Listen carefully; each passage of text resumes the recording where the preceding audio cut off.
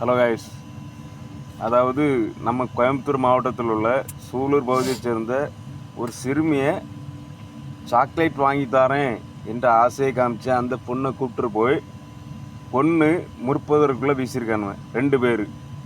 அந்த 2 பேருக்கும் நம்ம தமிழ்நாடு அரசு சார்பாக அவனோட கோர்ட்டு கேஸு ப்ளஸ் ஜெயிலில் போடுறோம், மரண தண்டனை கொடுக்குறோம், அங்கே போடுறோம் இங்கே போடுறோம், அதெல்லாம் வேண்டாம்.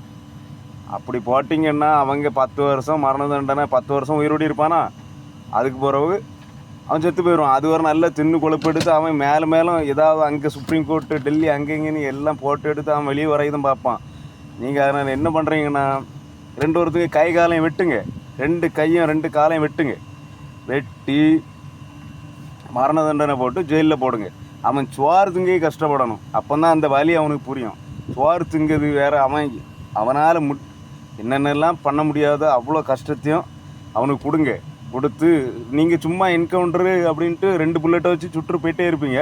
அவன் ஈஸியாக செத்து போயிடுவான். அடுத்தவன் என்ன பண்ணுவான், இந்த கொலை செஞ்சால் இது பண்ணால் நமக்கு இவ்வளோ தானே தண்டனை அப்படின்னு நினச்சிட்டு போயிடுவான். அதனால் இப்படியெல்லாம் பண்ணுங்கள், கை காலில் வெட்டுங்க, மக்கள் முன்னாடி வச்சு 2 கை 2 காலையும் வெட்டுங்க. உங்களால் முடியல எல்லாம் மக்கள்கிட்ட ஒப்படைச்சிட்டு போங்க. சும்மா வந்து இவ்வளோ நாள்லேயே என்ன எல்லாரும் நினைக்கிறவங்க அதான் இதெல்லாம். ஆனால் கட்சிக்காரங்க நீங்களாம் இருக்கீங்களா, மற்ற கட்சிக்காரங்க இதெல்லாம் ஒரு பொருட்டாட்டு எடுத்துகிட்டு இது ஒரு அவங்களுக்கு ஒரு கண்டென்ட்டை மாறி போச்சு. மற்ற கட்சிக்காரங்களுக்கு விஜய் வந்து அப்படி பண்ணார் அப்படி நினைக்காங்க. எல்லாம் ஒரு உயிர் நண்பர்களே. அதனால் அவன் கை காலை வெட்டி ஜெயிலுக்கு போட்டு அவனுக்கு சுவார் திங்கினா என்ன, நம்ம பண்ண குற்றத்தை ஒவ்வொரு விஷயத்துலையும் ஒவ்வொரு நொடியிலையும் அவனை உணர வைங்க. நம்மளால் என்ன பண்ண முடியும், ஒரு சின்ன ஆழ்ந்த இரங்கல் தான் தெரிவிக்க முடியும். அதனால் மேலே இந்த தப்பு நடக்காதபடி தமிழ்நாட்டை பார்த்துக்கிடுங்க தலைவா.